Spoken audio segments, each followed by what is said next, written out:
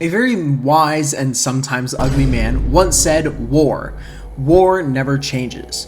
War is something that humans have had throughout history many times, and I'd honestly be inclined to say it's kind of part of our nature. We cannot help but constantly fight and engage with conflict, and it brings out the worst in us and has brought out the worst in humanity in general, honestly. The worst inventions, atrocities, and violence. Everything about war is just terrible. So why not make games about it? Today we'll be talking about Call of Duty World at War. Despite being from 2008, I always see fans of the COD series basically glaze this game and talk about how it is one of the best Call of Duty games still to this day and has aged amazingly, especially the campaign. I've always heard about how people say like it's super immersive and just extremely visceral, especially for the time too. And so one day the game was on sale and I'm just like, you know what, screw it. I'll buy it and maybe make a video about it if it's good. So that's what I did, and honestly it was quite an experience. That's all I can really say about it. I really don't know how to put into words without spoiling it. But I wanted to see if it's as good as people say. Now, okay, here's the thing. I should say that I don't play a lot of COD games, if you couldn't tell. I've only played 2 games before. Modern Warfare 2019 and World at War. You might be curious, like, how did I play World at War before playing World at War? Well, that's because the version of World at War I had was for the DS, which is basically a completely different game, honestly. So, yeah, I just wanted to talk about that. I am sorry for the lack of uploads. A lot has been happening over the summer break for me that has been extremely personal and has changed a lot of stuff. Also, just kind of been taking a break because I worked so much over like a bunch of other stuff. I've been just busy. I'm sorry. I'm planning to upload a lot more. So yeah. Anyways, with that, just pushing that all aside. Oh yeah. Also, okay. Here's the other thing. I should actually preface this really importantly. I am recording this intro last. However, a lot of the stuff after this is going to sound completely different. Now, that's because I've been working on this video for like a really long time. So I will say, I will stutter a ton and I will just fumble lines, and that's just because a ton of stuff was happening during that time. And I'm just like, fuck it, we ball. I'm going to just record it anyways. And in a way, I do kind of want to keep it because it just gives me a time to look back at my past self. I really do I make these videos just to talk in general. I just upload them for fun, and I'm surprised that people watch my videos in general. But, or maybe for like friends too. But yeah, I will say, I'm sorry. I am so sorry if my mic and I just sound completely deranged and scatterbrained, because I'm gonna be so honest, I probably was. But yeah, things are chilling now. School's actually gonna probably start soon, and I'm probably gonna upload this video right before school starts. So yeah, okay, finally, let's look into World at War. Does it still hold up in 2025? Well, let's find out, and I hope you guys enjoyed this one. So, the campaign is split up into 15 missions total. There are 2 stories we follow in these missions, the Russian campaign and the American campaign. I'll talk about each mission and what happens, and also, I'll have a death counter. Luckily, I don't die a lot. Anyways, on to the first mission, Semper Fi. It's 1942, we are Private Miller. Currently, we're being held on Makin Island, watching our team get tortured and executed. Wonderful. Right before we get executed, however, someone comes and saves us. Corporal Roebuck. Corporal Roebuck. He basically gets us up and gives us a gun, and now we have to fight our way out. The thing is, I guess, is that Private Miller's ears were clogged, so we couldn't hear anything, and it totally didn't have to do with the fact that Private Miller forgot to configure his OBS settings before recording, or anything. Totally. Anyways, we fight a bit. Oh.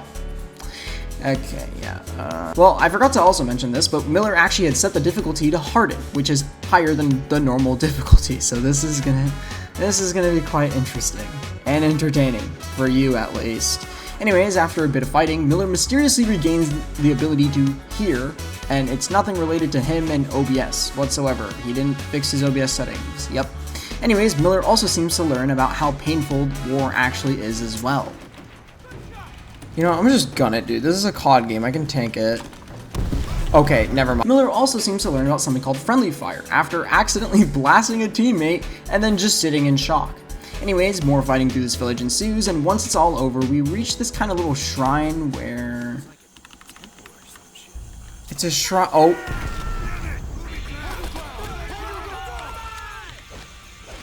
I feel like this is... Yeah, wasn't that kind of obvious, dude? Yes, an ambush. I mean, it was kind of obvious that it'd be a trap, but it tells us something as the player about how the Japanese fight. They are sneaky, and you always have to be on their guard as they could really be anywhere, and one slip up could make you, well, I wouldn't say you'd be upside down like that, but you could end up dying. Anyways, we do go through like this little outpost, and then we go to this clearing with a bunch of dead bodies, and What the hell? can we go? Radio command. Find out if Oh my eyes, oh my god. What, you just spawned here. I think how are they even shooting me? Who? And where? Okay, I'm gonna die. Oh, ouch, another death. Anyways, Miller also learns how to lean and actually use his neck. Yes, Miller did not know you could lean. Wow. Anyways, it's pretty fun to do that, I guess. Anyways, yeah, after surviving the ambush, they push up further, and it's at this moment that Miller also learns about somewhat sparse checkpoints. Yo, I was nowhere near it, dude. Oh, god damn it. Yep, right there. Anyways, yeah, turns out the checkpoints in this game are quite spaced out, which, to be fair, it's an older game. I probably should have expected that, but in a fit of fury, Miller changes his keybinds. Wonderful. Anyways, we do more fighting, and we are now, like, I guess our mission is to, like, blow up this ammo. I don't know. Okay, Miller doesn't know. Miller's going along with whatever they're doing. So yeah, Miller's mission is now to blow up this ammo stash, and that's what they do. What good fun. We almost die in the process, but we take it like a true COD protagonist. And that's the entire first mission. It honestly wasn't too difficult, and I mean, this was a tutorial mission. You could see it from the tips and all that stuff. And of course it was going to be easy. It was really, like, the level geometry was very straightforward. You basically walked in a straight line, actually. And it was really just a way for the player to get used to the game and figure things out.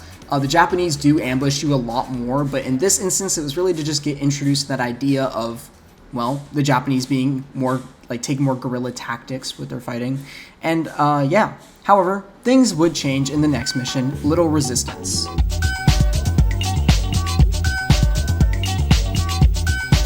In Little Resistance, our goal is to take over an airfield. We start by arriving on a boat, and chaos immediately ensues. Oh. So, fun fact about those helmets, by the way. Nobody wants to hear you talk about helmets, Miller. Anyways, we're given, like, this little phone, and we can essentially call up our friends back at, I guess, our airbase and ask them to do a little bit of minor trolling, and by minor trolling, I mean an airstrike on Japanese barricades ahead of us, allowing us to push forward. We go and run over these trenches and see dazed, confused, injured, and probably burnt Japanese soldiers stagger around and fall, and a machine gunner shows up. Great. Luckily, one of our fellow soldiers burned them alive with a flamethrower, and we push forward and begin to fight, and... Throw it back! What? Dude, nah, that was... What even hit me? Did someone throw it back? Oh, goddamn. Okay, what is... Am I stupid? Yes, Miller. You really are stupid. You just sat there and blew... I'm really stupid. Maybe am I just really dumb? Anyways, we push further in and blow up another bunker later on, and soon enter these little, like, tunnel areas where Miller learns about how absolutely brutal the bayonet is. I mean, damn, that's quite intense. The squad later goes into one of these, like, machine gun bunkers before suddenly being ambushed by tanks and some people. Luckily, we get the phone out again and go and call the plane bombs, and Miller, grenade, move! I was literally... I'm gonna crash out. Anyways, yep, oh my god, Miller, whatever. Okay, everything goes well after that, though, and you just get to relax, and... Soon Pulaski. No! I knew it, one of you guys were gonna die. I want the gun, dude. Move out my way, I want the gun. Oh, so, that was the sergeant right there that died. Unfortunately, even after a battle is done, the war is never over and will still claim lives. Roebuck, being the corporal, now takes over as the new leader. Overall, this mission was definitely a step up in difficulty and introduced some new concepts, such as, like, the ability to use airstrikes, and overall was still not too difficult, but definitely it was definitely a challenge, as you guys saw how many times Miller died, not me, totally. And I was still kind of also figuring out how the game worked, because I didn't know you could lean, and I was kind of struggling to throw grenades back. You'll definitely see that a lot more. It's kind of sad, and most of the times I died was just because, yeah, I was figuring out how to throw grenades back. It definitely showed more of the harsh and tragic aspects of war, and I really did appreciate that, such as burning bunkers and injured soldiers and watching people you never even knew die and how much you realize you kind of even needed them. Overall, pretty fun mission, and it was a pretty cool one. Not anything crazy though. However, there are still 12 missions ahead of us, so on to the next one, Hard Landing.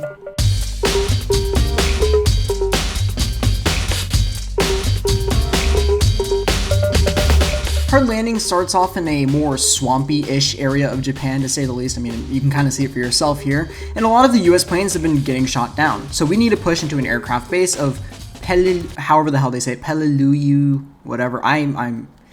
I'm so sorry. To take down the AA guns that they have been using to shoot down the planes. While walking around, we inspect one of the planes that had been shot down that morning, and oh my god, it was an ambush. So we start fighting and pushing up, and oh, another ambush. How wonderful. And god damn, Miller, stop dying. Miller and the squad push upwards, and you can kind of still see how he struggles to throw grenades back. Ha ha ha, very funny. It's really sad. This must have the greatest barrel deviation of all time. Oh shit, wait. Oh, I think I just threw one of my own. Anyways, we push forward and forward, fighting and fighting and fighting for whatever reason, and Miller shoots Polonsky in the head at one point, which was quite uncalled for. And so we keep fighting in this field, and oh my god, no shot. Whoops. No, take that one back. No. I'm gonna crash out. I'm gonna play this later. Nice going, Miller. Nice job on rage quitting. Anyways, after Miller gets on the next day, we fight a bit more before reaching these bunkers with machine guns, and the guy with the flamethrower who was assaulting them dies, and now it's us to up to us. We get the flamethrower. The flamethrower is one of the best guns, if you can call it that, in the game, hands down. It's the M2 flamethrower, and this thing basically has infinite ammo, is only limited by like a little cooldown system. And basically, if anyone touches the flames, they will instantly die, as in going into like this burning animation, and basically be rendered incapable of fighting, which I mean, yeah, it is pretty brutal when you watch them burn for a while, and it is, it is quite brutal. Unfortunately, I won't be using it that much right now in this little area that you're seeing me fighting, because the range is very limited for obvious reasons. So anyways, yeah, after that, we push a bit more into this massive stronghold where destroyed vehicles litter the battlefield, and we kind of just sort of sit around and kill everyone. It's honestly nothing crazy. However, there are a bunch of tanks that are around, and we need to destroy them to push upwards. So we get this nice bazooka, and also an M1 Garand that can attach grenades to the end of it, which I actually managed to kill a tank with. I feel very impressed. Or sorry, Miller did, sorry. So yeah. Anyways, after we destroy all the freaking tanks, we can finally push further in, and Miller dies to something. Oh my.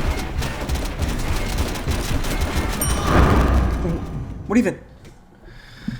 Alright, let's try this again. I can't tell what's going on half the time. I don't really know why. It's kind of a mystery. It still is to this day, so yeah. Anyways, we keep fighting and fighting, and Miller does the thing where he doesn't know how to throw back grenades again. Wow, nice going, Miller.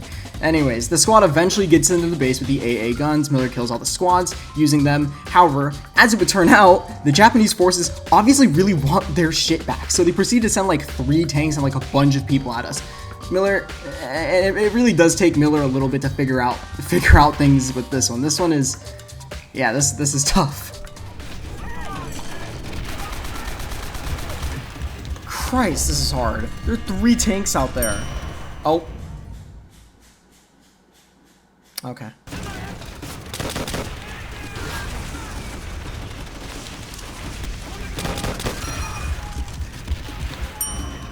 Dude. Okay, wait. I need to like lock in. I suck at this. Oh my god.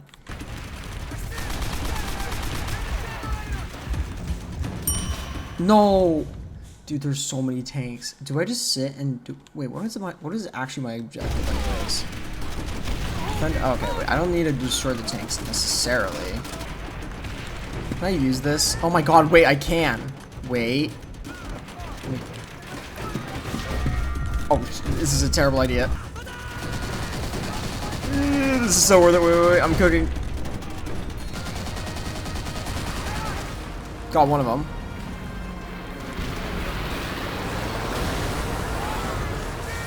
Oh, we did it. Okay. We're all gonna be PTSD scarred after this, you know that, guys. And that's the end of Hard Landing. Honestly, It's a pretty fun mission, and the level design, for me at least, was a bit confusing, but then again, I'm still struggling to throw grenades back most of the time, but I mean, there are some, I guess I can show some clips. I have started to kind of figure that part out, so hopefully you see me die less because of that, and you just see me die more because I get shot, maybe. However, honestly, the next level is truly where we can finally go to my more preferred campaign, which is like the Russian story on the Eastern Front. Now, I will say I am a little nervous about this because there are a lot of symbols that YouTube does not like, but I think I should be fine. I mean, there are some in the cinematic like graphics, and they do show like some. I mean, there's like I forgot which level this is, but there's like one where they show like soldiers hanging, and I had to start skipping scenes because there were more and more symbols and war footage that I just don't think I can show. So yeah, on to Vendetta.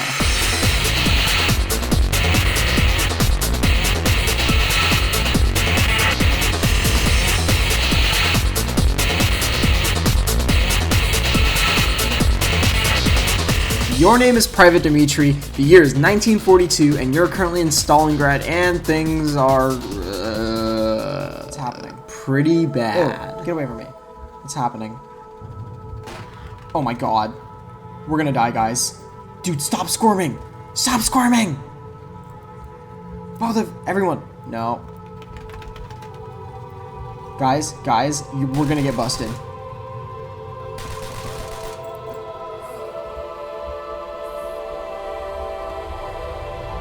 This dude is so dumb.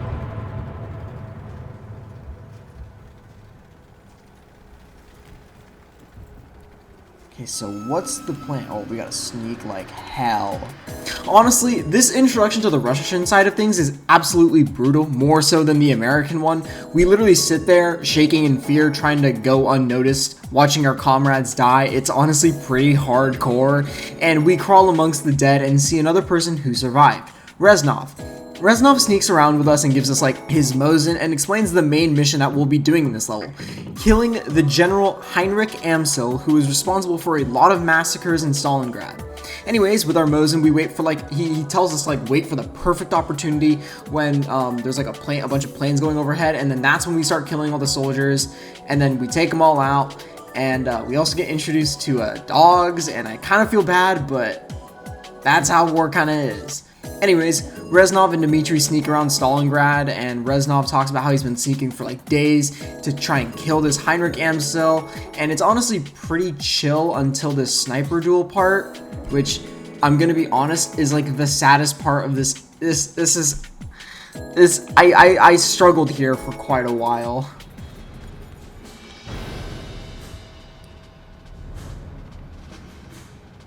Wasn't it right? Oh. I literally don't. Oh my, I saw him. Dude. God damn, dude, I'm so okay, wait, he's moving that way. He's right there. What do you mean I only wounded him? I shot him in the freaking.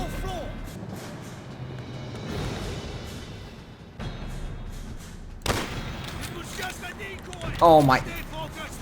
Dude. Yo, no. Yeah, did you see that? That is absolute cinema right there of sniping. They should hire. I'm like sniper elite after that one. Anyways, after that, we have to kind of try and leave, but a German patrol spots us and begins to start setting the building on fire, and Dmitri accidentally is an idiot and burns to death, so he ends up having to redo this part. So yeah, nice going, Dmitri. Anyways, while running around, the floor like breaks beneath us, and the goat Reznov comes and saves us, and you both run and jump out of the building before. No.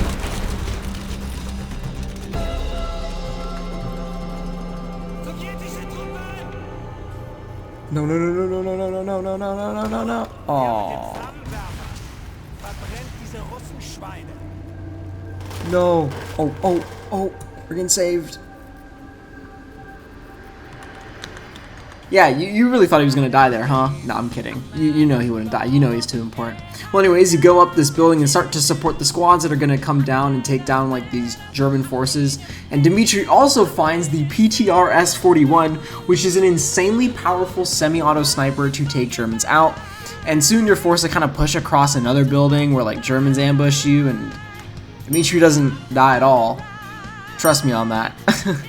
Anyways, after a bit more fighting, you kind of reach like a spot to take down the wretched general.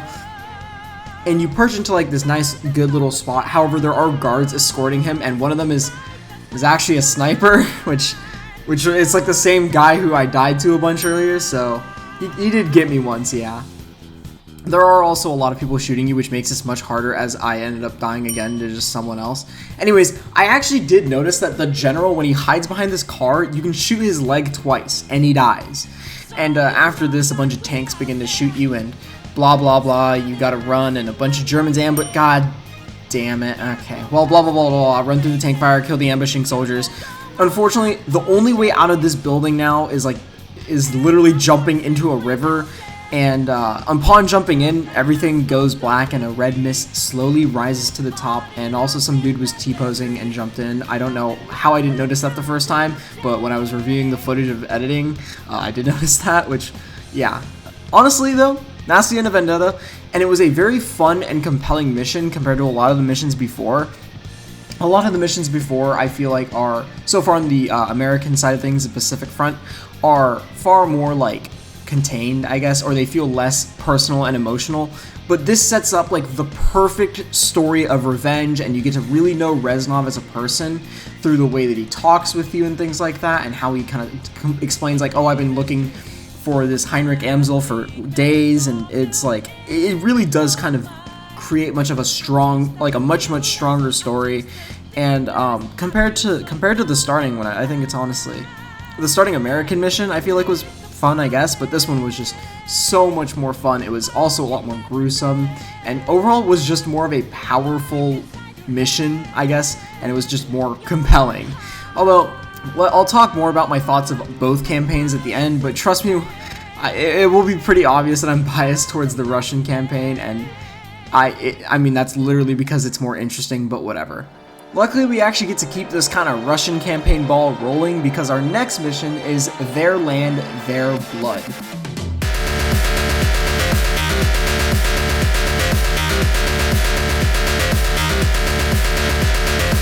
This mission is nothing but pure revenge and destruction at its absolute most raw and fine form, if you couldn't tell by the music I used. Freaking Ocho goes crazy, I guess. I don't even know what to say about it, but it takes place about 3 years after Vendetta, and we start as captives of some like German soldiers and stuff. We try to take a Mosin from a fallen comrade nearby, however, we're just kicked in the face, and things are looking pretty bad, but luckily someone blows up the walls and kills the soldiers holding us hostage, and it's Reznov. Yes, Reznov. He approaches Dimitri and is like, hey, what's good? And then we leave like the little house we're stuck in and enter the battlefield. We watch as the Russian forces basically destroy everything in their path, entire buildings reduced to rubble, and entire wheat fields reduced to nothing but ash, and German forces seem to flee in fear. We push a little through the rural farms of Germany and end up in this like cool burning forest area, and we just have to kill Germans to progress, but that, yeah, it doesn't go so well. Hold up. How are you not? Oh. Okay, you know what? I can't even lie. That was kind of on me, I'll admit. Yo, guys, give me a second. Let me light this thing. Thank you. Oh, Jesus. Oh, yo, sorry. God damn it, dude. Right. Oh, my. Oh, sorry. Wrong guy. Oh. Yo, can you guys stop walking on me? Thank you. After fighting in this burning forest, we push into this little small village, and as it would turn out, there are tanks everywhere, and it's honestly pretty easy now from here, but we just get to blow stuff up. It's pretty fun, and we get to use the Panzer Shreks, so yeah. Apparently also the Germans can tank entire rockets to the face, so that's fun. After clearing out the entire village though, Reznov regroups all of the soldiers, the remaining ones at least, at the farmhouse where... Oh, yeah. I got you. I probably can't do it like... Okay, can we... Whoops, kind of fumbled back there. Okay, so we have to destroy the tank, and basically after doing so, you get to ride some tanks into like this massive German outpost, and we basically just need to raid this place and continue our rage-fueled destructive frenzy. It's nothing too crazy except for the time that I managed to blow myself up with a rocket launcher, which was kind of embarrassing, and also how I died to nothing. I actually don't know what I got killed by, but yeah. Eventually, the Germans are like forced to retreat, and Reznov stands on top of the like tank, on top of one of the tanks, is like, "We're so back, chat," and everyone's like, "Yeah, yeah," and then that's how the mission ends. You kind of get the idea, but yeah, whatever. Overall, this mission was actually really fun. I really liked the setting, as well as like just kind of the whole like tone of the mission and how it captured like this absolute fiery chaos that consumed Germany's rural side. Not to mention having this bounce back, like this crazy comeback from that, like we see in Vendetta how things are looking really bad, but we kind of bounce back from there, and now we're tossed into this like entire area of Germany that is being completely destroyed by Russia, the same way that Germany had destroyed a lot of Russia. But yeah, and honestly, it just perfectly sets the tone for the Russian side of things, which are going to be like just complete destruction, chaos, and vengeance. It honestly feels quite invigorating, and it is super immersive, especially the forest burning area. I really like that kind of area a lot. I thought that was kind of fun to play through. So yeah. Unfortunately, we're gonna have to cut back to the Pacific Front now, which the Americans are putting up a fight in this mission called Burn 'Em Up. Now, normally there's supposed to be like this little cool montage that like hypes you for the mission, but the thing is about Burn 'Em Up, it's like kind of stupidly simple. I'm gonna actually skip the montage. I'm gonna skip a lot of it. I'm gonna skip a lot of the fun, like the narration stuff. You see, Burn 'Em Up is like basically you just need to blow up 3 mortar pits, and we have like a flamethrower, and we just need to clear all the mortar pits. It's pretty simple, except for the fact that I die an absurd amount of times in this mission. It has nothing of story importance for the Pacific Front, and I'm just gonna do like a montage for like a minute or two for the absolute painful. It is a whatever. Just cut to it.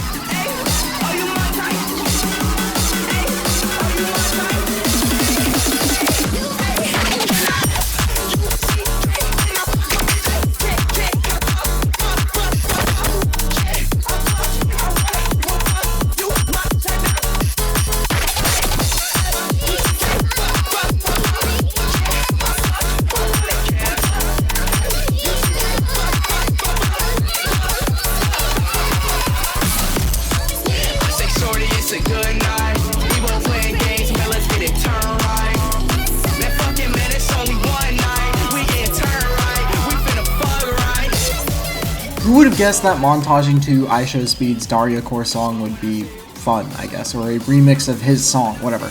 But yeah, that's all of that mission. It's pretty simple. You could kind of tell there was no real story, but yeah. Now it's time for the next mission, Relentless.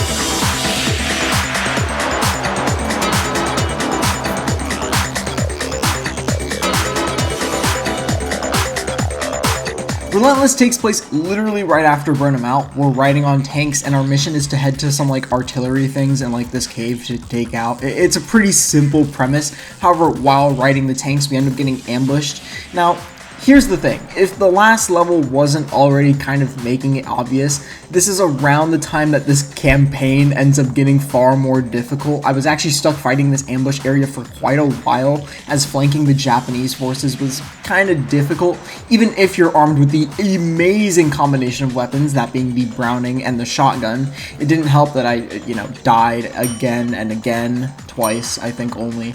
Anyways, after that initial ambush place, we get to this more open area, and we get this sniper to play with. However, during this whole part, tragedy would inevitably strike. Oh my... Wait, where did my trench gun go? Yo guys, hold up. Aw, did I lose it? No, wait.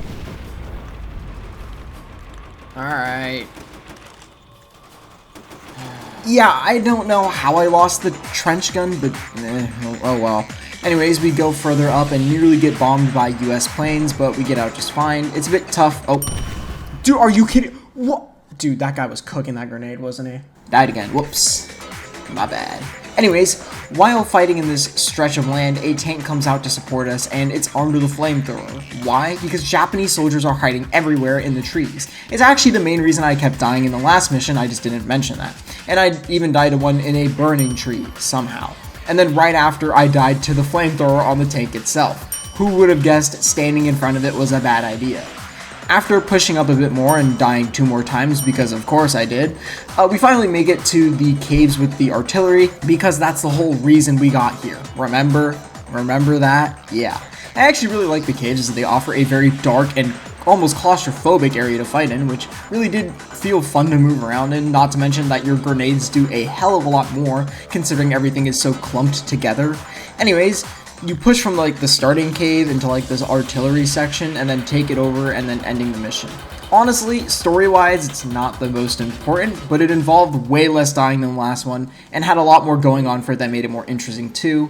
But yeah, that's all of Relentless. Anyways, on to the next mission, which is a hell of a lot more interesting, Blood and Iron.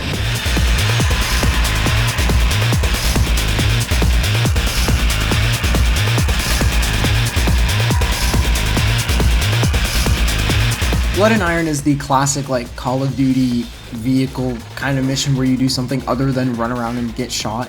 In this one, we get to go around in a tank. Specifically, it's what the fuck is this? We go around in a T-34-85. Yes, I just looked that up. And honestly, this mission has like no real like story importance or anything like that. It's really just get from point A to point B and take stuff out. But it's actually extremely fun. You get a tank and you just get to blow stuff up. And you have a flamethrower too. I only died once while figuring out the controls of the whole tank and just seeing how things operated. It's a shockingly easy like mission compared to the rest, and honestly it's just a fun vehicle mission. I really don't have much to say about it. Anyways, after driving across the fields with a tank, you end up in Berlin, which is where the next mission takes place, Ring of Steel.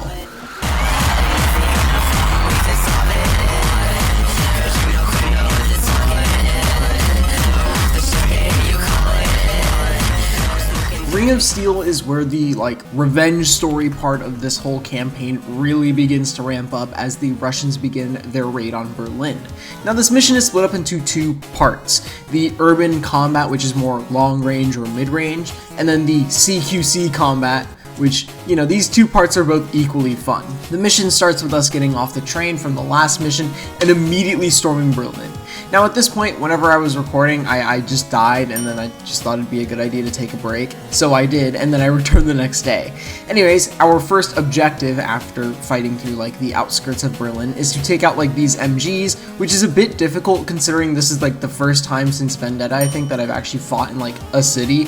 So I end up getting caught in a lot of terrain, and it's just a bit of a adjustment that I had to make. But it was overall not too bad. Anyways, after I kill those MG people, we kind of go through this like office building and then watch some guy put down like a German soldier, like a dog, I don't know. After that though, a tank runs through this wall, which opens access to like this open graveyard area, and I got blown up actually while getting there. Anyways, this graveyard section is a bit difficult and required me to slow down a lot more as there are a ton of enemies that need to be cleared before you can even push up like a little bit. We now push up to like this asylum after this whole graveyard section, which did actually take me like a while. I think it took me like 10 minutes, I don't know, it took me a while.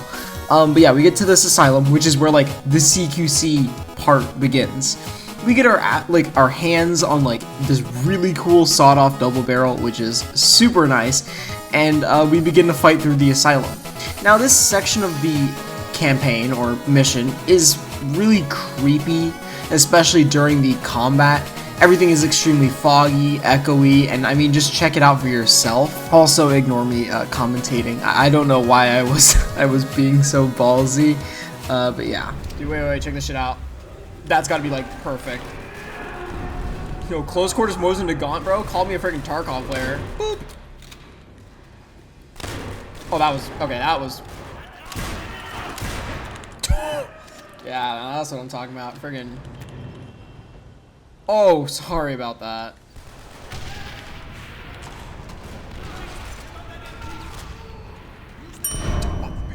Why would you tell me to move? Oh my. Okay. Yeah, remember way back when I talked about those sparse checkpoints? Yeah, this is where I really started feeling it. And it only gets worse from here, I'm gonna be completely honest with you. Luckily, the next time I die is at this like checkpoint where we have to use these MGs to take out some enemies, so thank God I reached that checkpoint. Anyways, we continue fighting through the asylum, and it's overall just one of the like massive highlights for the entire game, as it's just so creepy and fun. After we leave, we head out and meet up with these like tanks, which is like a perfect opportunity to talk about the game's soundtrack and score, which I think is extremely epic and well done, especially for the Russian side. I mean, just listen to the score they use for when the tanks roll in and blow everything up and it's just like a sign of like dominance.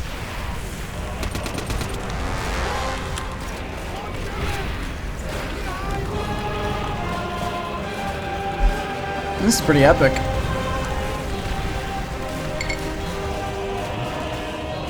We fight a little further down the street, and that's really the end of the mission. Honestly, this is, in my opinion, where the campaign for the Russian side really starts to get more and more fun and more memorable. It's honestly just, this is like the turning point for the Russian side as they begin to storm Berlin, and it's just, honestly, this is where the game, in my opinion, really starts to pick up. And if you couldn't already tell, I really like this campaign more than the American side, because I'm going to be quite honest with you, the American side just starts to get more and more forgettable as the Russian side begins to overshadow it a lot more. And yeah, overall though, Ring of Steel was a stupidly fun mission to play, and easily my favorite part of the entire campaign, one of them at least, being the Asylum. The last mission is obviously my favorite, but we'll get to that when we get to that.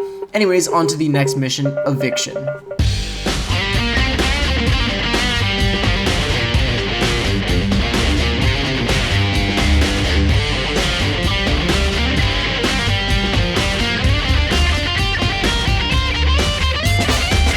So you thought the CQC fighting in the last mission was cool, right? Well, perfect, because we're gonna do a lot more of that.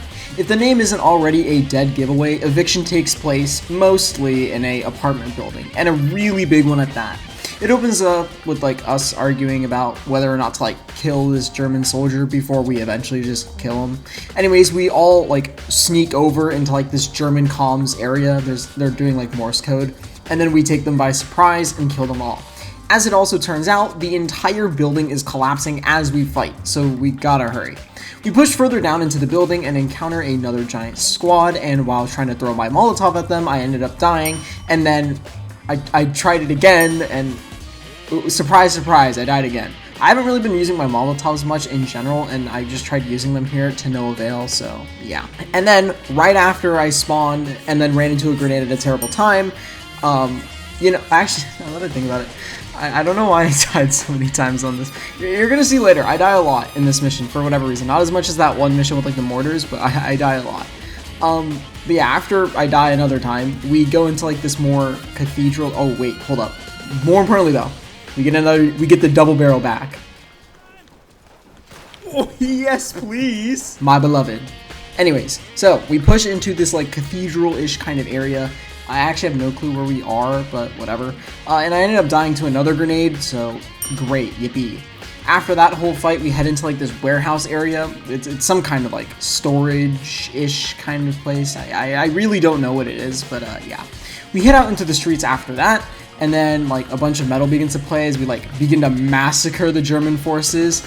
And then we end up at like this metro entrance where we are kind of given a choice.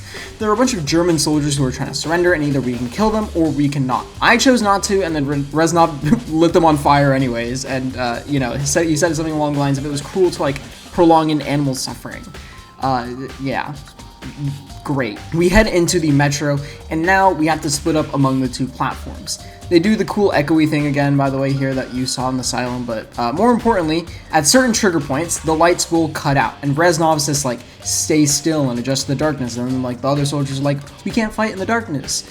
I'm gonna be completely honest with you, the darkness changes absolutely nothing. The enemies can still see you, you can still see them, but whatever. Honestly, I have to admit, this section overall is really fun, and I really like the atmosphere that it sets, especially when the lights turn off. Overall, it's just a really fun CQC setting. After fighting through the whole, like, after fighting through all of, like, the platform parts, though, we eventually arrive at, like, the end of it, where we're at this, like, little, I guess it's, like, there's a lot of water, so, like, the end of the platform, I don't really know how to call it. But we had to fight off some Germans. However, something interesting happens. Wait, what? Loki, I wasn't paying attention, I'll admit. Oh! This is the actual biggest crash out I'm ever. Oh my god. You remember how I talked about those sparse checkpoints? Yeah, this is what I really meant.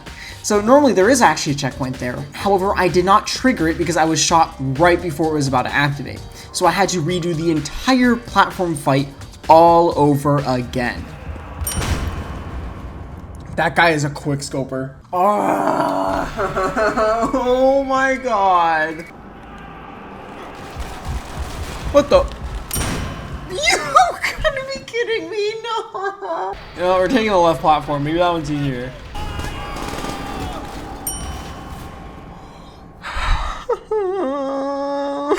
On the left. Okay, I'm gonna need to get an MP40 or something. Can you guys kill him? You guys are really sad. How are, I shot that dude in that. Man, that is a good helmet right there. Oh! Oh my god.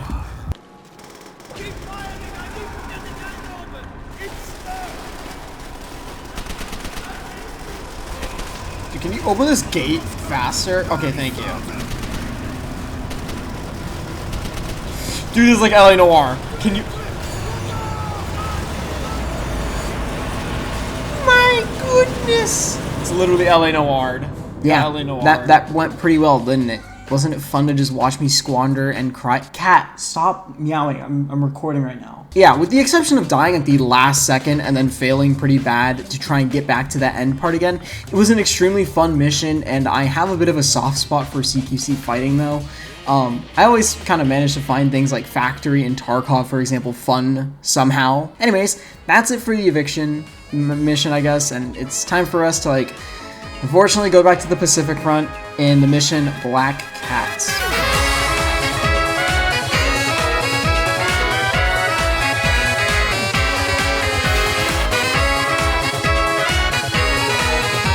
I know I use like the Bayonetta music and all that for this whole like montage-y thing, but I'm gonna be so honest with you, this mission is like super flashy and it's extremely easy. I didn't die once doing the entire mission, and unlike a lot of missions can feel like, this one actually you get to do some stuff and things change a bit. Before I talk about the actual mission, I'd like to talk about the gunner system, which I actually really liked. Every time your plane is about to fly over the enemy and you're gonna fire on them, sometimes you need to change the turret you use. And I actually like this a lot, as it feels really fun to move between turrets in the heat of the battle, and it really adds a lot of tension to everything too, especially when like mid-fight you have to like quickly switch it. And I don't know why, but it like weirdly reminds me of like a FNAF fan game. I don't know why, but it's like you're managing different things. I don't know. Also in this mission, you don't play as Private Miller, you play as Officer Locke, so that's a little fun fact. With this mission, you start off by shooting down a bunch of ships, which is going really well until you're hit and then nearly die while gunning them, which really caught me off guard. I actually thought I died for a sec, so yeah, I did like that. I like how it scared me. Changed it up a little bit, if you will. After that, you basically just keep shooting the boats for like a really long time, and then eventually all of them are gunned down, which, hooray, yippee. I do like the detail about how the oil is it's like literally spilling out of all of them as they sink, because it really reminds me of all of the ecosystems that we're just completely ruining. So yeah, that's fun. While we fly to Okinawa though, we're attacked by Japanese planes, so we begin to gun them down, but Locke isn't phased. Instead, Locke is talking about old World War II training cartoons. I believe there's actually, okay, so fun fact about these ring sights. Oh, sorry, Hammerhead. Where'd they go? So, how these sights actually work is that, if I remember correctly, it has to do with how far away they are. And it's like, you actually have to use, like, the edges of the, I don't know. So, I actually have seen videos about how they would, like, train pilots back then on how to use these ring sights. And, it's really interesting, because it's like, it is very intuitive for a 16-year-old to learn, and they use cartoons to do it back then. It looks like a Disney cartoon, actually.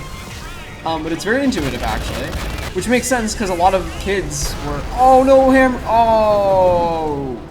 Well, anyways, yeah, a lot of kids, teenagers were drafted, obviously. And they had to learn how to use these kinds of... this machinery, I guess. And, it's just like, yeah, it's really interesting. You'll see back then, like, how these sites work. It's really cool. I think it's cool. Anyways, if you didn't notice while I was yapping, we began to go into the water to pick up some of our fallen soldiers who are out at sea, which leads into like the plane boat plane kind of mission. This is easily the most stressful and most tense part of the mission. You go into the water and literally see floating dead bodies, which is pretty morbid. I actually said that while I was playing. Oh, you can see all like the dead bodies in the water. Oh god, that is morbid. Jesus. On top of all of this, planes are nearly missing you and like trying to hit, like kamikaze planes are like raining down on you and you have to keep shooting them, and you're shooting boats and also having to save people who are screaming at you for like to save them. For you to save them, it's just very stressful and it's very overwhelming. So you're doing this for a little bit. I think you save like 4 people or so, and right before a bunch of planes are gonna hit you, you get saved and then you fly off, and that's the end of the mission. Honestly, I really enjoyed it. I know it's like another vehicle, like weird mission that deviates from you're on foot and you're running around and shooting stuff, but like it is a really fun mission, and it's much better, much easier too than the one that's gonna take place next, which is Blowtorch and Corkscrew.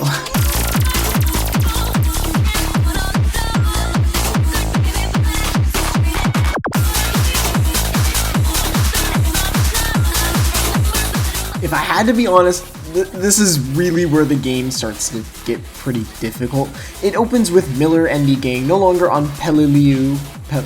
What? You know what? Whatever. But in fact, we are now on Okinawa. Okay, actually, now that I think about it, okay, off script here. I actually think the planes had Miller and the gang on there. That's why they were flying to Okinawa. Like, I know it kind of sounds obvious, but it's just clicking with me now, okay? I actually just realized. Whatever. So, we're given a great combination of weapons, the flamethrower and the Browning, and our goal is to go through a bunch of bunkers and just take them over. And that's really about it. It's not a hard mission at all. And immediately after starting the mission, we are ambushed by a bunch of Japanese soldiers who, like, they just pop out of like these little holes in the ground, and they call them spider holes, and they just have like grass on them, so you can't really tell where they are. Luckily, our flamethrower has an ability where we can burn the grass down and make it easier for us to see them, as well as also just being able to use a close range weapon that basically insta-kills any enemy that gets touched by it. You know, it's pretty good.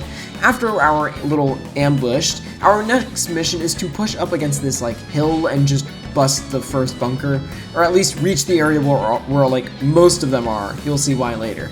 And after conquering the hills, which takes a lot of patience and smoke bomb, it's really not complicated, it's just time consuming. But after pushing up this hill, we reach this really nice waterfall cave area. I really don't know what to call it, but I think it looks really nice. There's this really cool and mysterious kind of feel here, and the fog really helps push that like tone or feel. Although I did have a couple of incidents here. There's like a secret weapon hidden somewhere in here. Oh no! I am so sorry. Dude, you can't be jumping out like that! Oh, I feel bad actually. Thinking. Oh no. Oh no. Oops. I thought you guys were enemies. Anyways, after fighting through these caves, we are pushed into like the first bunker, and we're given like a satchel charge, and we can just throw it into the bunkers when we approach them. And after I burnt the place down, I just threw it in there and then blew it up and ran to the next one, which is on a high-ish hill. Enemies are kind of everywhere, but it's still nothing too crazy. And after we blow that one up, we just approach the last one on an even higher hill and take it down. Now we just have one left, which is a Giga Bunker, and we have to clear this one out. This one is definitely much harder, as it is quite literally just a fortress. There are multiple levels to this, as you'll see later, and we kind of have to go around the entire thing because, well, there are a ton of spikes in the front if you couldn't tell, and we can't get past them. Eventually we reach the backside, which is the entrance, and now this section is more of the CQC part of the mission, and it honestly would be kind of hard if it wasn't for our flamethrower basically carrying us through it. You can basically just spray down a bunch of enemies and it is a literal instant win. So we just continue to walk around and spray people down with the flamethrower and just quite literally burn through the place. And eventually we go outside, take out a little mortar position, which isn't anything crazy unlike that one mission, and then we go into the second part of the bunker, which just has like one dude, and then that's it. End of the mission. Overall, a really fun one. I actually really liked the fog and atmosphere. Even the weapons were dirty and muddy, and I just really loved this mysterious and shrouded feel to the entire mission. However, now it's time on... Oh, wait a minute. You thought I didn't die during the entire thing, huh? Oh, you would be very wrong. In fact, I died just 7 times on the first checkpoint alone. But it got better as I played through the rest of the mission. Here, you know what? Let's just do a quick montage, honestly.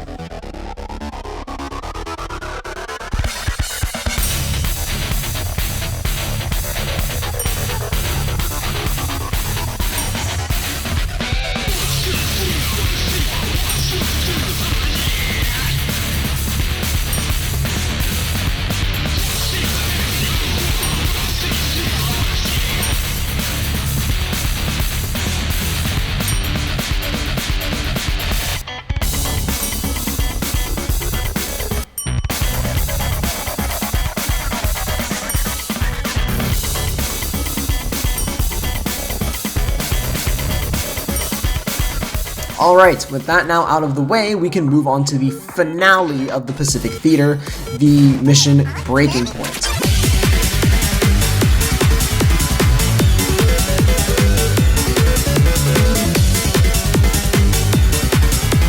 Breaking Point is the finale of the campaign, or the Pacific one at least, and it opens up with us just simply getting to like an ammo air supply drop and restocking with ammo and just getting resupplied.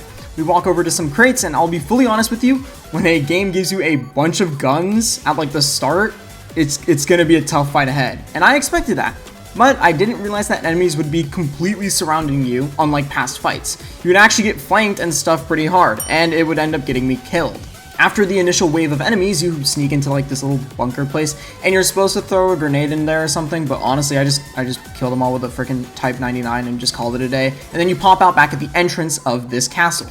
This is Shuri Castle, and this is where most of the level will be taking place. Surprisingly enough, this wasn't that hard of a fight to like actually push past the gate, but mostly just a long fight, because there are a ton of enemies that will push you back and just force you to stay in place a lot of the time. However, getting through the gate, you know, that's done, alright? You get that done. Now you're thrust into like this little building area, which isn't too hard. However, tragedy would strike. I will screenshot you. Dude, oh my god. Oh my god. That's right, I had to redo the entire mission up until that point. And it might not look like a lot because it's only been like maybe 2 minutes or something like that, but that fight at the gate is pretty long, and I had to do the whole area where you refill on ammo, and I actually died while doing that. And then I died repeatedly on the castle gate raid. It was literally just like Eviction all over again, where it's like in the train station, I just died repeatedly because, you know, I died at the, like, right before the checkpoint, and it was just such a pain in the ass, but okay, whatever. I finally got past the gate, and then eventually I did make it to, like, you know, wherever the hell I was before the game crashed, and then we're gonna resume the campaign like nothing ever happened. We push through some buildings and are tasked with taking out some mortar positions again, and we get one of the most fun weapons to use in the game. Mortar shells, which are basically just buffed up impact grenades in a nutshell. They blow up entire buildings and clear massive waves of enemies, and the best part is, when you're sitting next to a box full of them, they never run out. You can just keep refilling on them. Eventually, you keep fighting through and end up in an area that's kind of like a garden-ish sort of place, and there are a ton of like walls leading to a very open feeling area, but that's actually, it's like a CQC area. I don't know how to put it, but you can kind of tell what I'm saying. And there are enemies that can, like, I guess they can throw the grenades over the walls, and that did actually kill me. I didn't realize that they could do that, but it did catch me off guard and did kill me. Overall, though, it's a pretty easy area to fight through. It's nothing crazy. We push further into the buildings again, and you can actually, like, there's like a window in one section. You can see Japanese forces like running through or running by, and you see the silhouettes, and you can actually kill them. Surprisingly, it's like you can shoot right through them, and they won't shoot back or anything like that. So just a little fun fact. And it turns out the reason they're running is because they're all gonna rendezvous at this one area, and we're just given like an MG turret, and we just rip and tear until it's all done. It's a pretty satisfying part, I guess. It's nothing crazy. And after decimating a bunch of those enemies, we just push into this underground area of the castle, and I kind of like the area here. It's dark, it's moody, it's got like a little jungle beat, makes you feel like kind of sneaky and cool, and it's just a fun CQC setting, and it's just really nice. I kind of liked it. Again, I have a soft spot for freaking CQC missions. Eventually, after pushing through the whole underground section of the castle, we get to the courtyard area.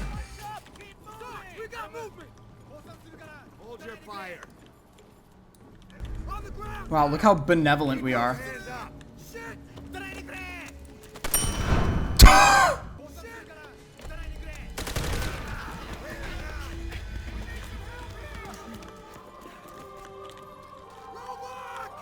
No.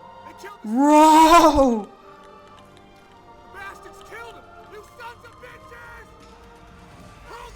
Now this is meant to be a complete subversion of the scene in Eviction, and you know, when we burn all those soldiers in that one place and kill them all, instead of doing that, we search them and give them a chance to surrender, but that ends up getting Roebuck killed. Interestingly though, you can save Roebuck, it is possible, and in which Polonsky will die instead.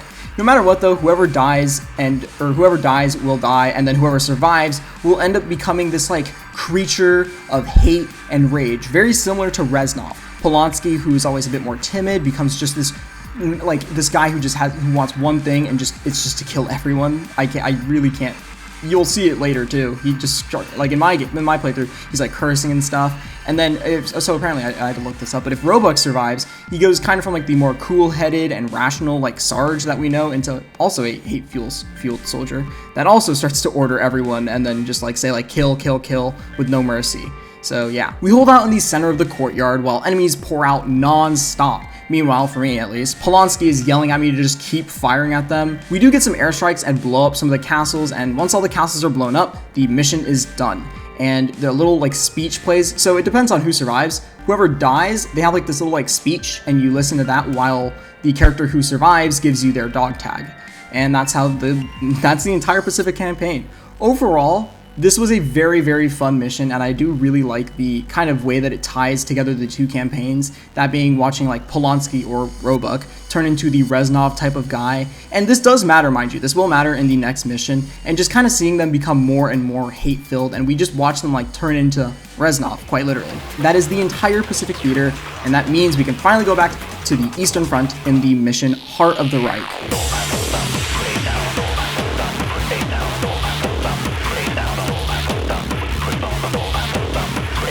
Heart of the Reich is part one of our two-part invasion into the Reichstag, which I think is a German parliamentary building. It opens with us shockingly alive and getting saved by Reznov. Yet again, we cheat death, and this time it's from drowning. Somehow.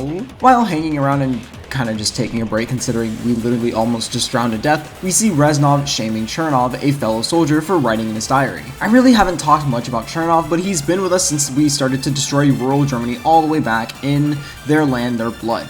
He's a very pacifistic and very passive soldier and acts completely different to Reznov, who is filled with rage and violence. He seems to be a lot more sympathetic and tends to shy away from violence when given the chance, despite being a soldier. Reznov basically just lectures Chernov in his little interaction they have, talking about how he should be fighting the war, not writing it. Kind of bars right there, but whatever. After that whole ordeal, we begin to approach the Reichstag, or the Heart of the Reich if you may. This mission, compared to most of the Eastern Campaign missions, is a lot more simplistic in its kind of like objectives, if you want to call them that. I actually don't know what to call them. We're tasked with first taking the left flank, so that's what we do. And for whatever reason, I died 3 times while doing this, mainly because the enemies are just positioned so well and can easily catch you off guard. After we quickly fight through this little ruined library, we regroup outside the Reichstag building, and Reznov gives us a rallying speech about how this is for the motherland and all that. You get the idea. And then we charge into the place. Our task is quite simple. It's to blow up all of the guns that are guarding the place with these charges we're given or a Panzerschreck. One problem, there are a ton, and I mean a ton of enemies that are just thrown right at you. And I did die while trying to blow them up, and it was just a difficult segment, whatever you want to call it. Now, after you blow everything up, you then push forward, and then you fight into this more like central square type area before reaching one stair set outside the building. Now, your task is very simple. Climb the stairs.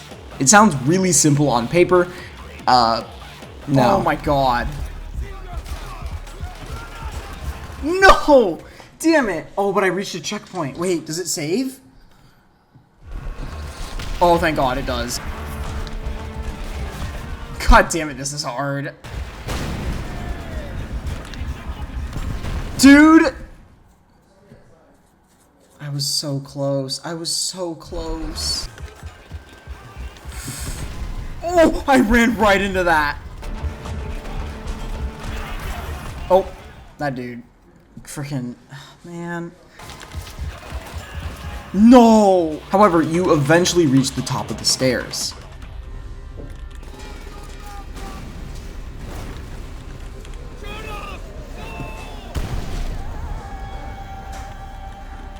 Guys, move. I can't! Oh, how sweet. Can you guys move? You'll never be forgotten. Oh, that is brutal. Oh my god, he's still alive. Oh my god. Someone...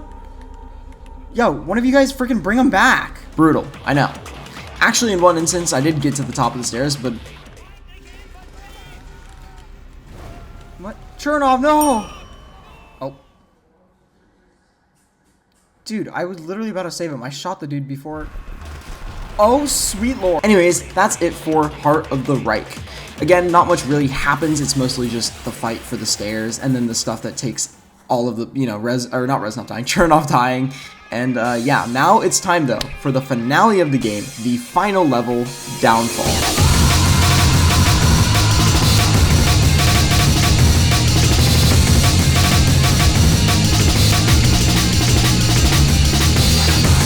This mission is nothing but absolute cinema. Like, it is easily my favorite mission in the entire game, and I would honestly give it a 10 out of story as a story mission in gaming as a whole. But I'm getting out of myself. Let's summarize this one really quick. We enter the building, and Reznov gives us a rallying speech as it's time to take down or take over Berlin. So we run right into combat, and it's really chaotic as MGs and Panzerschrecks are just concentrating all of their fire on the Russian forces, and it ended up killing me. Twice. But after you kind of get the hang of things and you flank the enemies and push further into the building. And after some hallways, you get into this grand hall area, which is just this massive battleground that you'll be in for a hot minute. And while fighting, a friend way back from Vendetta is spotted. Oh yes, that's right, it's the PTSR-41. Remember when we used this all the way back in Vendetta? Yeah, it's back and it is here to kiss the fascists, and by kiss I mean blow their head off. I actually really love this gun, so much so that I just sat in a corner for 2 minutes sniping Germans when I was supposed to be pushing forward. We continue to fire relentlessly at the Germans who push forward, and eventually Reznov tells you to take it down. What is he talking about? This big ass eagle. How? Panzerschreck. Man, is it satisfying to shoot down this fascist symbol with their own weapon, and Reznov comments on it as well. It is honestly a very symbolic moment in the campaign, and I really like this. It's not necessary at all, but it felt so fitting. You then head to this door, and it's being held from like the other side, and then Reznov like busts it down and basically just guns the Germans down, which is just badass as hell. I just wanted to mention that. You run up some stairs, and now we're above the Grand Hall, fighting more Germans yet again. After we kill them all, we start to get closer to the roof or the balcony, and reach this upper floor area. This is the final push by the Germans, the last line of defense, and it is honestly a really easy area. I have to admit, I didn't die at all. Like, the only times I died in this entire mission was actually at the first part. You can kind of tell that the Germans are really forcing themselves to just go as hard as they can, and it's an utterly morbid detail is that a lot of the soldiers, I'm pretty sure, they're wounded. Oh, he was injured. He didn't even have a helmet. He had bandages on. Either that or his helmet fell off. Interesting. Anyways, we push to the balcony where the German flag is stationed, and we pick up the flag and push. Honestly, I'll just let this last part play out. Sorry about my commentary, I know it's annoying. I was honestly just really hyped and excited by this moment. Like, I genuinely love this mission, even while I was playing through it for the first time. So yeah, here, I'll just play it out. I'm probably gonna die here, honestly. I have a no! I can't cheat death this time. Oh, bro. Oh my god. Oh, that's some like Dark Souls finisher stuff right there. Damn. You can make it, my friend. You always survive. Not this time, dude. Oh, snap. And the Russian flag waves. Unless I decide to walk away, but I'm not going to, because, you know. Yeah. Hey, we did it! We took over Berlin. I'm gonna be honest. As long as you live, the heart of this army can never. The freaking Russian campaign was so much more emotional and more fun. I liked it a lot more, honestly. I feel like I really got to know Reznov, honestly. And that is the end of the game, minus the cutscene at the end, which I think honestly perfectly realizes this war and reminds us about how actually real World War II was. Like, mind you, this isn't, like, I know they're making a game out of it, but it's still based on real events and stuff like that, and they use real footage from Eisenhower, like, talking, they show the bombs dropping, and honestly, it's a really great way to end the game. I mean, don't get me wrong, the cinematic way that the game ended with Reznov speaking and then me commentating over that was great, but I think this just kind of brings us back to reality, and I really do appreciate that. And that is the actual end of the game. Honestly, I just want to talk about this mission in specific, as it is, I think, a cinematic masterpiece in some regards. about how grand and epic it really is. Like, I don't think I talk about music much as a whole. I'll talk about it more later, but the music in this specific mission is absolutely phenomenal and genuinely gave me shivers when I played it. Here is a little snippet that I loved when the like choir comes in and starts singing this part as you approach the roof, like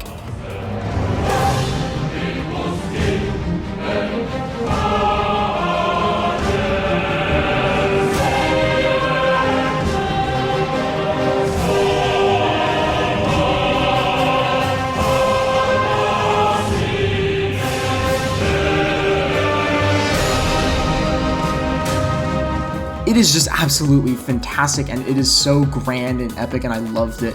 And the stuff that Reznov is saying the whole time, talking about how Russia will win and Germany will fall, and then like the map layout was just absolutely phenomenal, and going through each section of the heart of Germany was just super cool as you just go and desecrate it, like blowing up the eagle. Again, it was so unnecessary, but it was just so symbolic, and I think it was just I think this mission was just an amazing way to tie up and end the revenge story of Russia, and I can't really put it into words.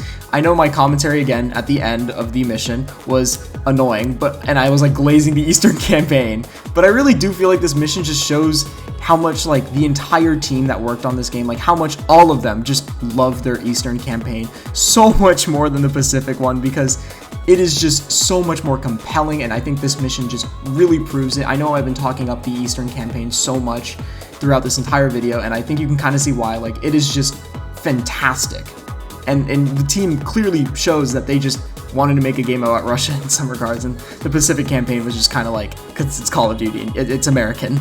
I don't want to spend the entire rest of this video glazing the last mission, because I easily could, so it's time, I think it's time we just talk about the game as a whole. Does it still hold up? How does it compare to modern COD?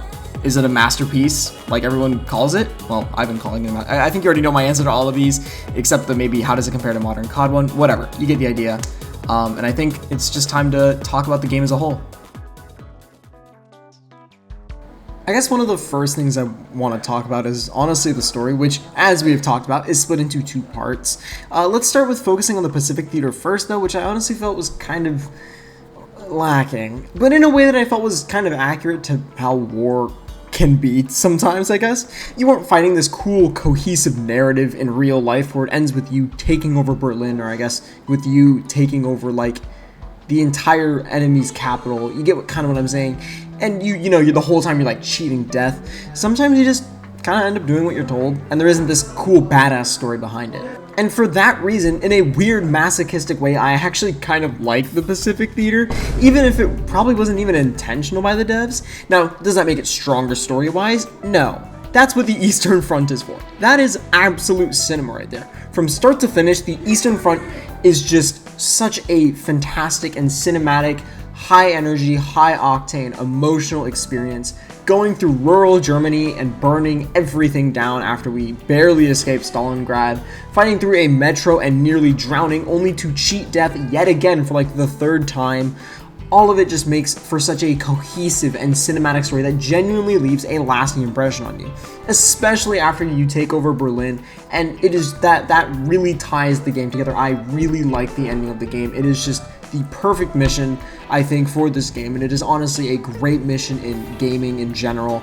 Every part of the story is just packed with revenge, and you really feel like you're there in the story. You are Dmitri.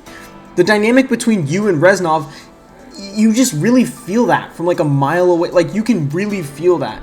When I'm playing the Pacific Theater, you can honestly, I didn't really feel like I was Miller. The only reason I was reminded I was Miller was because I kept just talking with the teammates and they're like, hey, Miller, and I'm like, oh yeah, that's right, I'm Miller.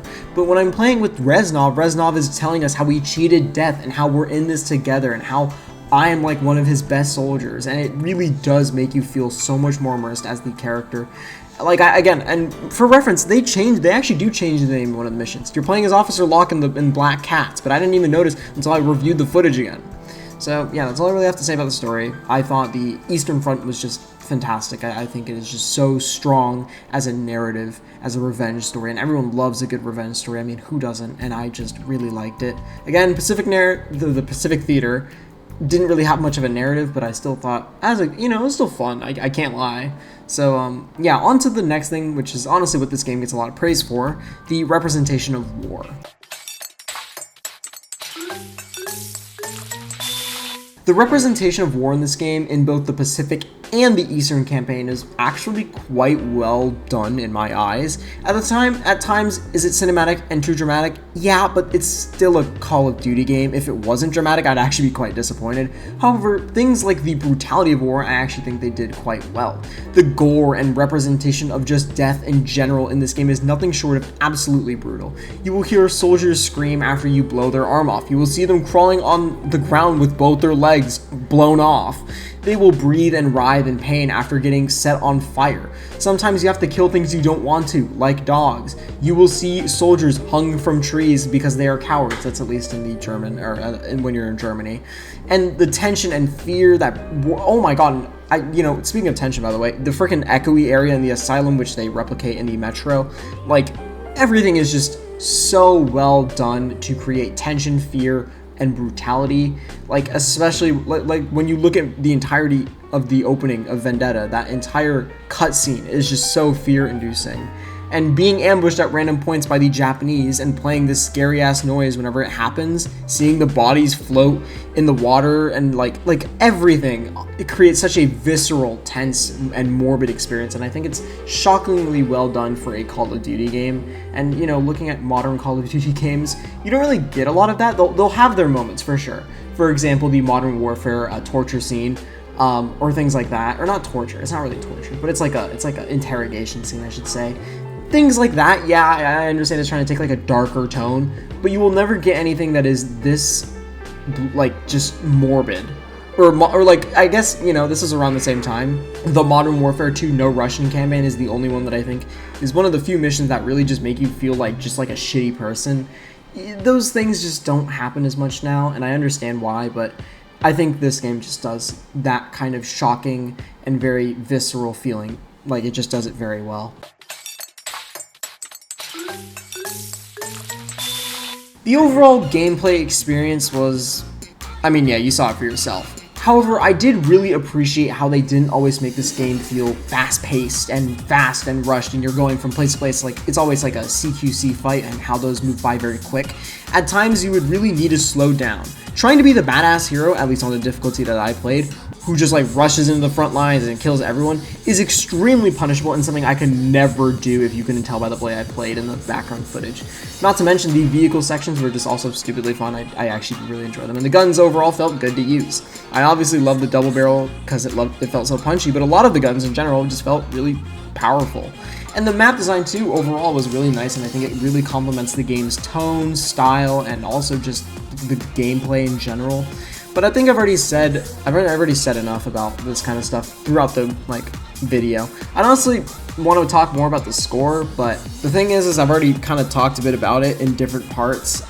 Again, my favorite, they do a great job with setting mood and tone, first of all, I do want to say. And again, my favorite is Downfall's OST, but some of the other things they did in other levels were really cool too, like using elements of breakbeat and jungle, for some at least, metal for others, and honestly, and one of the most iconic things about the score is the music bits you hear in the Zombies game mode, which I don't think I'm going to talk about, because the thing about Zombies is that I think people have already talked plenty of times about Zombies, and I'm not going to cover it here, so yeah.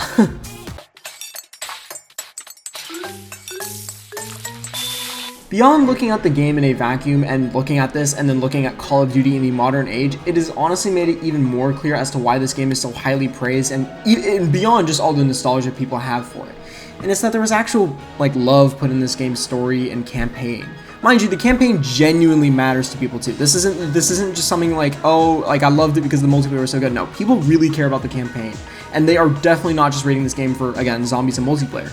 If the campaign really didn't matter, then Black Ops 4 wouldn't have got the massive backlash for the lack of a campaign, or Modern Warfare 3 wouldn't have gotten the backlash for a shitty campaign.